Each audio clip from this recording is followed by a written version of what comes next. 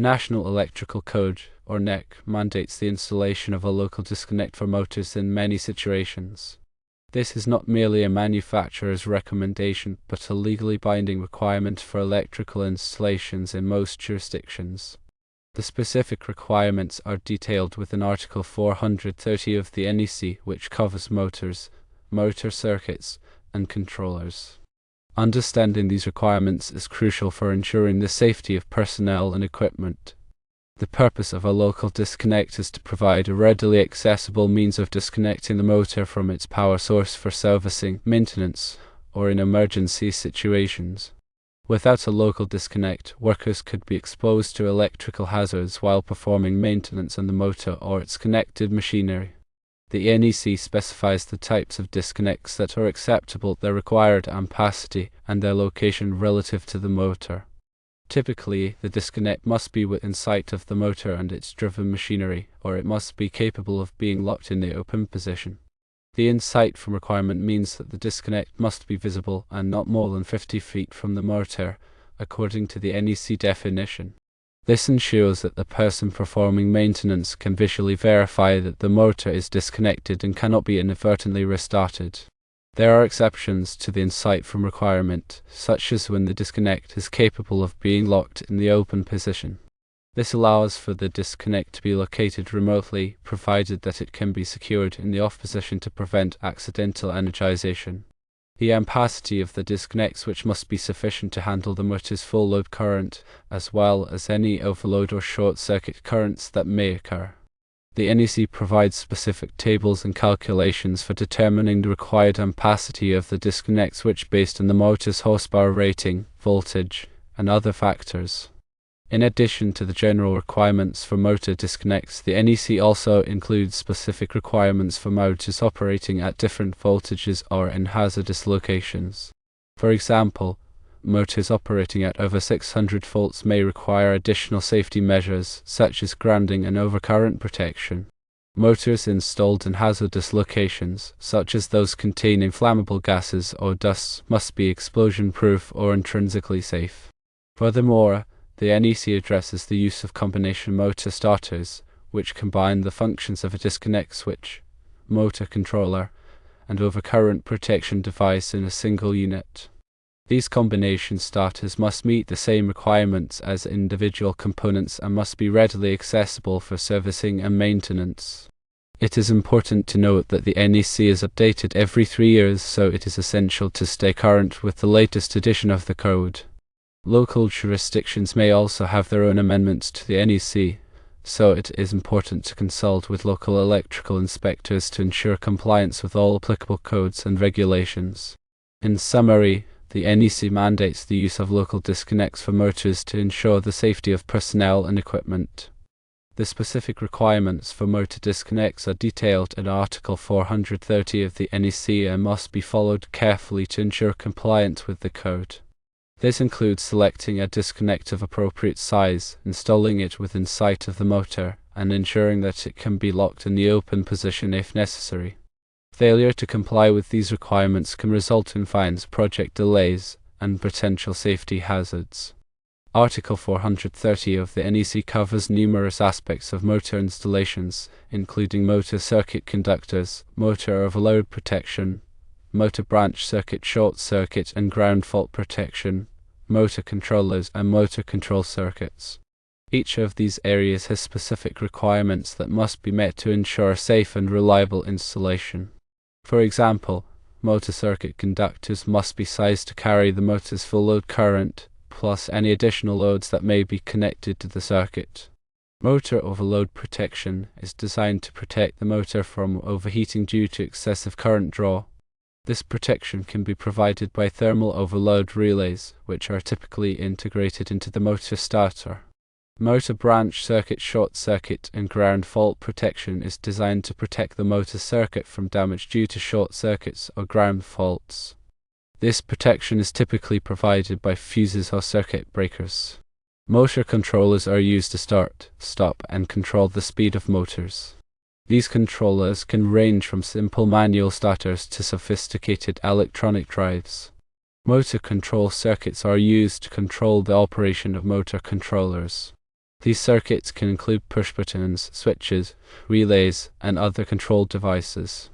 When installing a motor disconnect, it is important to consider the specific requirements of the NEC and any applicable local codes. This includes selecting a disconnect of the appropriate size, installing it in a readily accessible location, and ensuring that it is properly labeled. The disconnect should be rated for the motor's full load current and voltage, and it should be capable of interrupting the motor's lot rotor current. The disconnect should be installed in a location that is readily accessible to qualified personnel. It should not be located behind obstructions or in areas where it could be damaged. The disconnect should be clearly labeled to identify the motor that it controls. The labeling should be durable and easy to read. In addition to the NEC requirements, there may be other applicable codes and standards that must be followed when installing a motor disconnect.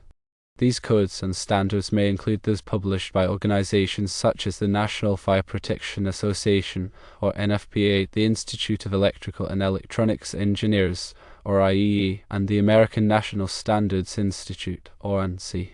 It is important to consult with local electrical inspectors and other qualified professionals to ensure compliance with all applicable codes and standards. The selection of a motor disconnect switch depends on several factors, including the motor's horsepower, voltage, and full load current, as well as the application and environmental conditions. There are several types of disconnect switches available, including fused disconnect switches, non-fused disconnect switches, and circuit breakers. Fused disconnect switches provide both disconnecting means and overcurrent protection. They are typically used in applications where the motor is subject to frequent overloads or short circuits. Non-fused disconnect switches provide only a disconnecting means. They are typically used in applications where overcurrent protection is provided separately.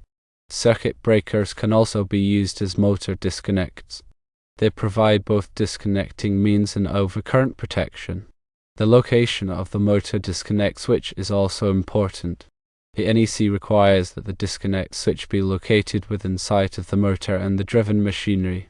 This allows the person performing maintenance to visually verify that the motor is disconnected before working on it. There are exceptions to this requirement, such as when the disconnect switch is lockable and the key is under the control of the person performing maintenance. The installation of a motor disconnect switch should be performed by a qualified electrician in accordance with the NEC and any applicable local codes.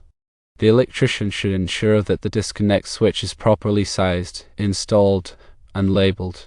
The electrician should also verify that the disconnect switch is functioning properly before energizing the motor. Regular maintenance of motor disconnect switches is essential to ensure their continued reliability and safety. Maintenance should include visual inspection, cleaning, and testing.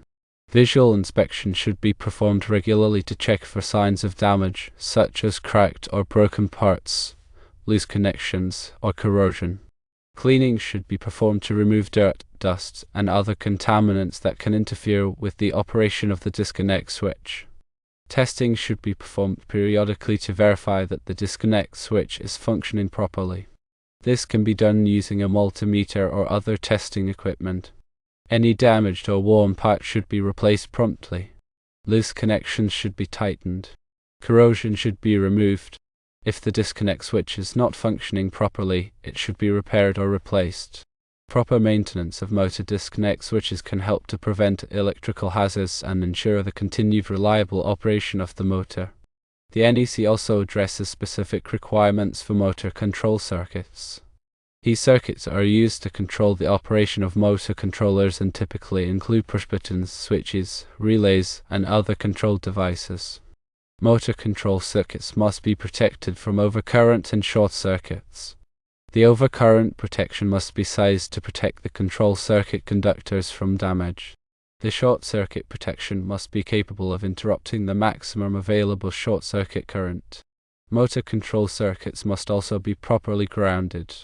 Grounding provides a path for fault current to flow back to the source, which helps to protect personnel from electrical shock. The NEC provides specific requirements for grounding motor control circuits. These requirements vary depending on the voltage and configuration of the control circuit. In addition to the NEC requirements, there may be other applicable codes and standards that must be followed when installing motor control circuits. These codes and standards may include those published by organizations such as the NFPA, IEE, and NEC. It is important to consult with local electrical inspectors and other qualified professionals to ensure compliance with all applicable codes and standards. The design of a motor control system should consider the specific requirements of the application. This includes the type of motor being controlled, the operating environment, and the safety requirements. The motor control system should be designed to provide reliable and safe operation. It should also be designed to minimize energy consumption and maintenance costs. The selection of motor control components should be based on the specific requirements of the application. This includes the motor controller, overload protection, short-circuit protection, and control devices. The motor controller should be sized to handle the motor's full load current and voltage. The overload protection should be sized to protect the motor from overheating. The short-circuit protection should be capable of interrupting the maximum available short-circuit current. The control devices should be selected to provide the desired level of control. The installation of a motor control system should be performed by a qualified electrician in accordance with the NEC and any applicable local codes. The electrician should ensure that the motor control system is properly wired, grounded, and protected. The electrician should also verify that the motor control system is functioning properly before energizing the motor. Regular maintenance of motor control systems is essential to ensure their continued reliability and safety. Maintenance should include visual inspection, cleaning, and testing. Visual inspection should be performed regularly to check for signs of damage, such as cracked or broken parts, loose connections, or corrosion. Cleaning should be performed to remove dirt, dust, and other contaminants that can interfere with the operation of the motor control system. Testing should be performed periodically to verify that the motor control system is functioning properly. This can be done using a multimeter or other testing equipment. Any damaged or worn part should be replaced promptly. Loose connections should be tightened. Corrosion should be removed. If the motor control system is not functioning properly, it should be repaired or replaced. Proper maintenance of motor control systems can help to prevent electrical hazards and ensure the continued reliable operation of the motor. The NEC also addresses specific requirements for adjustable speed drive systems. Adjustable speed drive systems are used to control the speed of motors. These systems typically include an adjustable speed drive, a motor, and a control system. Adjustable speed drive systems can provide significant energy savings compared to traditional motor control methods. They can also improve the performance of the driven equipment. The NEC provides specific requirements for the installation and wiring of adjustable speed drive systems. These requirements are designed to ensure the safety and reliability of the system. The NEC also addresses specific requirements for the grounding of adjustable speed drive systems. These requirements are designed to protect personnel from electrical shock. In addition to the NEC requirements, there may be other applicable codes and standards that must be followed when installing adjustable speed drive systems. These codes and standards may include those published by organizations such as the NFPA, IEE, and NEC. It is important to consult with local electrical inspectors and other qualified professionals to ensure compliance with all applicable codes and standards. The selection of an adjustable speed drive system should be based on the specific requirements of the application. This includes the type of motor being controlled, the operating environment, and the safety requirements. The adjustable speed drive system should be designed to provide reliable and safe operation. It should also be designed to minimize energy consumption and maintenance costs. The installation of an adjustable speed drive system should be performed by a qualified electrician in accordance with the NEC and any applicable local codes. The electrician should ensure that the adjustable speed drive system is properly wired, grounded, and protected. The electrician should also verify that the adjustable speed drive system is functioning properly before energizing the motor. Regular maintenance of adjustable speed drive systems is essential to ensure their continued reliability and safety. Maintenance should include visual inspection, cleaning, and testing. Visual inspection should be performed regularly to check for signs of damage, such as cracked or broken parts, loose connections, or corrosion. Cleaning should be performed to remove dirt, dust, and other contaminants that can interfere with the operation of the adjustable speed drive system. Testing should be performed periodically to verify that the adjustable speed drive system is functioning properly. This can be done using a multimeter or other testing equipment. Any damaged or worn parts should be replaced promptly. Loose connections should be tightened. Corrosion should be removed. If the adjustable speed drive system is not functioning properly, it should be repaired or replaced. Proper maintenance of adjustable speed drive systems can help to prevent electrical hazards and ensure the continued reliable operation of the motor. Motors must also adhere to the listing requirements found in NEC 110.3.